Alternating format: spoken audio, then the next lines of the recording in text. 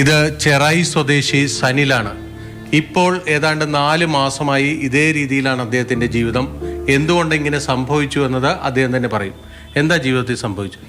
ഞാൻ ഫെബ്രുവരി 26 27 നമ്മളെ പനമ്പിള്ളി നഗറി ഇൻസൈറ്റ് എന്ന് പറയുന്നൊരു ഇൻസൈറ്റ് ഡെർമാ ക്ലിനിക് എന്ന് പറയുന്നൊരു ക്ലിനിക്കിൽ പോയിട്ട് എനിക്ക് കുറച്ച് നെറ്റിയിൽ മുടി പോയിട്ടുണ്ടായിരുന്നു. ആ മുടി ട്രാൻസ്പ്ലാന്റ് ചെയ്യാൻ പോയിട്ട് ട്രാൻസ്പ്ലാന്റേഷൻ ചെയ്തതാണ്. 28 എനിക്ക് വലിയ പ്രശ്നം ഉണ്ടായിരുന്നില്ല. മാർച്ച് 1 രാത്രി സിവിയർ പെയിൻ വന്നു. അത് ഞാനൊരു ഇൻഫോം ചെയ്തിരുന്നു.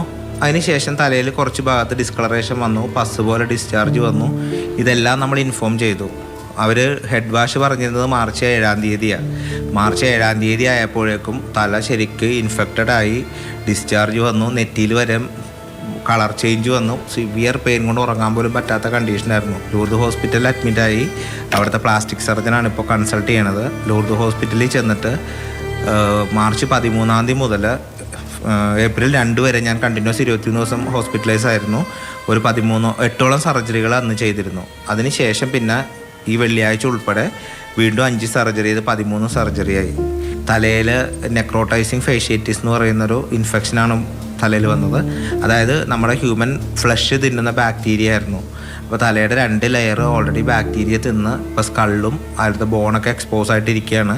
ഇപ്പോൾ എൻ്റെ കാലിന്മേന്ന് സ്കിന്നെടുത്ത് ഗ്രാഫ്റ്റ് ചെയ്ത് 3 ഭാഗത്തുനിന്ന് സ്കിന്നെടുത്ത് ഗ്രാഫ്റ്റ് ചെയ്തു. എങ്കിലും ഫുള്ള് കവേർഡ് ആയിട്ടില്ല. ഇനി 3 ഭാഗത്തും കൂടെ ബോൺ എക്സ്പോസ് ആണ്. അപ്പോൾ അവിടത്തേക്ക് സ്കിൻ വെക്കാൻ വേണ്ടിയിട്ടുള്ള ഡിബ്രൈഡ്മെൻറ്റും അതിനുള്ള ട്രീറ്റ്മെൻറ്റുകളും പിന്നെ ഈ വാക്ക് എന്ന് പറയുന്ന ഒരു ട്രീറ്റ്മെൻറ്റും കൂടി ഇതിൻ്റെ കൂടെ ഉണ്ട്. അതായത് വാക്യൂം അസിസ്റ്റഡ് ക്ലോഷർ എന്ന് പറഞ്ഞിട്ട് നമ്മളുടെ ഈ സർജിക്കൽ വൂണ്ടിൽ നിന്ന് വരുന്ന സെക്രീഷൻസ് ഇതിനകത്ത് വേസ്റ്റായിട്ട് സ്റ്റോർ ചെയ്യും വാക്യൂം ചെയ്തിട്ട്.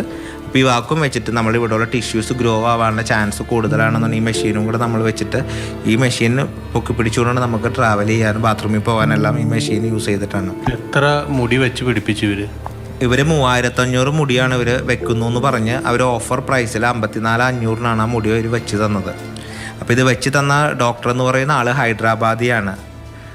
ശരത് കുമാർ എന്നാണ് ഒരു പേര് പറഞ്ഞിട്ട്. ഞാൻ ഈ ആളെ ഫസ്റ്റ് നേരിട്ട് കണ്ടിട്ടുണ്ടായിരുന്നില്ല. ഞാൻ ഓൺലൈൻ വഴിയാണ് ഇവരെ ജസ്റ്റ് ഒരു ഫേസ്ബുക്ക് ആഡ് കണ്ടപ്പോൾ ജസ്റ്റ് ക്ലിക്ക് ചെയ്തു. അങ്ങനെ എൻക്വയറി വന്നിട്ടാണ് ഈ ഡോക്ടറെ അവർ വാട്സപ്പ് വീഡിയോ കോൾ വഴി കണക്ട് ചെയ്ത് തന്നു. അപ്പോൾ ഈ വാട്സപ്പ് വീഡിയോ കോൾ വഴി കണക്ട് ചെയ്ത് എൻ്റെ തലേൻ്റെ ഡിഫറെൻറ്റ് ആംഗിൾ ആൾ നോക്കി. അപ്പോൾ ആൾ ഡിസൈഡ് ചെയ്ത് 3500 ഗ്രാഫ്റ്റിംഗ് വേണം. ഇയാളെ കുറിച്ച് അന്വേഷിച്ചിരുന്നു. ഇയാൾ യഥാർത്ഥത്തിൽ ഈ ഡോക്ടർ എന്ന് പറയുന്ന MBBS ഡിഗ്രിയൊക്കെ ഉള്ള ആളാണോ? അത് നമ്മൾ ഇയാളുടെ ക്വാളിഫിക്കേഷൻസിനെ കുറിച്ച് നമ്മൾ അന്വേഷിച്ചില്ല. കാരണം ഡോക്ടർ ശരത് കുമാറാണ് പേര്. ആൾ ഹൈദരാബാദിയാണ്. ഹൈദരാബാദിൽ ലെനിൻ നഗറിലൊരു ക്ലിനിക്ക് ഉണ്ട്. പിന്നെ ഇവിടെയും ആളുടെ സ്വന്തം ക്ലിനിക്കാണെന്ന് ഈ ഇൻസൈറ്റ് ഡെർമാ ക്ലിനിക്കിലുള്ള അവിടുത്തെ ഓഫീസ് സ്റ്റാഫ് പറഞ്ഞ അറിവാണ് എനിക്കുള്ളത്. ഇൻഫെക്ഷൻ ആയതിനു ശേഷം ഈ ഇൻസൈറ്റുകാരുമായിട്ട് പിന്നീട് സംസാരിച്ചിരുന്നു. ഞാൻ അതായത് നമ്മൾ ചെയ്ത് എനിക്ക് ഈ ഒരു പെയിൻ തുടങ്ങിയ മാർച്ച് 1 മുതൽ ഞാൻ കറക്റ്റ് അവരെ കമ്മ്യൂണിക്കേറ്റ് ചെയ്തു. എൻ്റെ ഓരോ ദിവസത്തെയും പിക്ചറുകളും വോയിസ് ഞാൻ അവർക്ക് ഡോക്ടർക്ക് ഡയറക്റ്റ് അയച്ചു കൊടുക്കും. എന്തായിരുന്നു മറുപടി? ഞാൻ ഡോക്ടർക്ക് അയച്ചു കൊടുക്കുമ്പോൾ ഡോക്ടർ ഗുഡ് എന്ന് പറഞ്ഞിട്ടൊരു ഇമോജിയാണ് ഇട്ടത്. അപ്പോൾ ഞാൻ ആളോട് ചോദിച്ചു, സാർ സിവിയർ പെയിനാണ്, പസ് പോലൊരു ഡിസ്ചാർജ് വന്നു. ഓരോ പിക്ചറുകളും ഞാൻ മാർച്ച് 12 വരെ അയച്ചു കൊടുത്തിരുന്നു. 10 ഞാൻ അവരുടെ അപ്പോൾ അവർ പറഞ്ഞു 7 അവിടെ ചെല്ലണം എന്ന് പറഞ്ഞ് ഹെഡ് വാഷ് ചെയ്ത് തന്നു. 7 ഹെഡ് വാഷ് ചെയ്തിട്ട് വേറൊരു ഓയിൽമെൻറ്റ് തന്നു. ആ ഓയിൽമെൻറ്റ് അപ്ലൈ ചെയ്തോട് കൂടിയിട്ട് വൈകുന്നേരം ഒരു 5 സംതിങ് ആയപ്പോഴേക്കും തലയൊക്കെ വീർത്ത് പസ്സൊക്കെ ഒലിച്ചു തുടങ്ങി. അപ്പോൾ ഞാൻ ആ ഫോട്ടോ എടുത്ത് ആൾക്ക് അയച്ചു കൊടുത്തു. അങ്ങനെ ആൾ 1-2 തവണ എനിക്ക് കോൾ ചെയ്യുകയും ചെയ്തു. പിന്നെ മെസ്സേജ് അയച്ചിരുന്നു. പോലീസിൽ പരാതി കൊടുക്കുകയും ചെയ്തു. പോലീസിൽ ഇപ്പോൾ നമ്മൾ പരാതി കൊടുത്തിട്ടുണ്ട്. ഇവിടെ തേവര CIക്ക് നമ്മൾ കംപ്ലൈൻറ്റ് കൊടുത്തു. അവർ എന്നെയും ആ ഹോസ്പിറ്റലിലത്തെ സർജറി ചെയ്ത ഡോക്ടറെയും വിളിപ്പിച്ചിരുന്നു. ഗ്രാഫ്റ്റിങ്ങും ചെയ്ത് വൂണ്ട് ഹീലായി കുറേ ഭാഗമൊക്കെ കവേർഡാണ്. പക്ഷെ ഇപ്പോഴും ഞാൻ ഇന്നലെ പെട്ടെന്ന് ഡോക്ടർ പറഞ്ഞു സർജറിക്ക് കയറുന്നതിന് മുമ്പ് കുളിച്ചിട്ട് ചെല്ലാൻ പറഞ്ഞു. ഞാൻ അവിടെ ബാത്റൂം തുറന്നപ്പോൾ നേരെ മിറർ കണ്ടു അറിയാതെ. അപ്പോൾ നോക്കുമ്പോൾ തലയിൽ ഇങ്ങനെ ഒരു ഭാഗം കുഴിഞ്ഞ് കുറച്ച് ഡെപ്തുള്ളൊരു കുഴി, ബാക്കി ഭാഗത്ത് ഫ്ലഷും ഇതൊന്നും ഇല്ലാണ്ട് നിറയെ ബ്ലഡ് പിടിച്ചിരിക്കുന്നൊരു ഇത് കണ്ടു. പെട്ടെന്ന് കണ്ടപ്പോൾ ഒന്ന് പാനിക്കായി.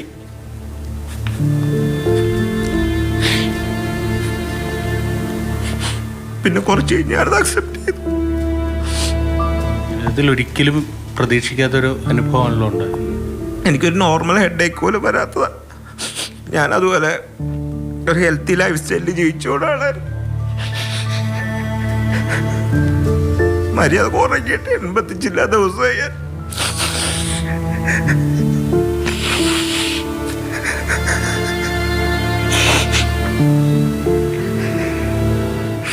അവസ്ഥ ആർക്കും വരരുതെന്ന് വെച്ചാൽ ഒരുപാട് കുട്ടികൾ ഇപ്പോഴത്തെ യൂത്ത് ഫേസ്ബുക്കും ഇൻസ്റ്റയൊക്കെ നോക്കിയിട്ട് ഹെയർ ട്രാൻസ്പ്ലാന്റ് ചെയ്യാൻ റെഡിയായി നിൽക്കുക. ചെയ്തോട്ടെ, അവർ ചെയ്യണ്ടെന്ന് ഞാൻ പറയാനില്ല. എനിക്ക് പറ്റിയ പോലത്തെ ഒരു അബദ്ധം. കാരണം ആള് കറക്റ്റ് ഡോക്ടറാണോ, ആളുടെ രജിസ്ട്രേഷനോ അങ്ങനെ ഒന്നും ഞാൻ ചെക്ക് ചെയ്തില്ല. കാരണം ആള് ഫ്രണ്ട്ലി നമ്മളോട് സംസാരിച്ച ആള് തന്ന ഒരു ട്രസ്റ്റിലാണ് ഞാൻ പോയി ചെയ്തത്. പക്ഷെ ആളെ ഞാൻ നേരിട്ട് ഒരു തവണ കണ്ടിരുന്നെങ്കിൽ ഞാൻ ചെയ്യില്ലായിരുന്നു. ഡോക്ടർ പറഞ്ഞത് എന്നെ കിട്ടില്ല എന്നാ. കാരണം മരിച്ചു പോകുമെന്ന് പറയുന്ന ഒരാളുടെ മാനസികാവസ്ഥ ഒന്ന് ആലോചിച്ച് നോക്കിയാൽ ഹോസ്പിറ്റൽ ബെഡിൽ കിടന്നിട്ട്.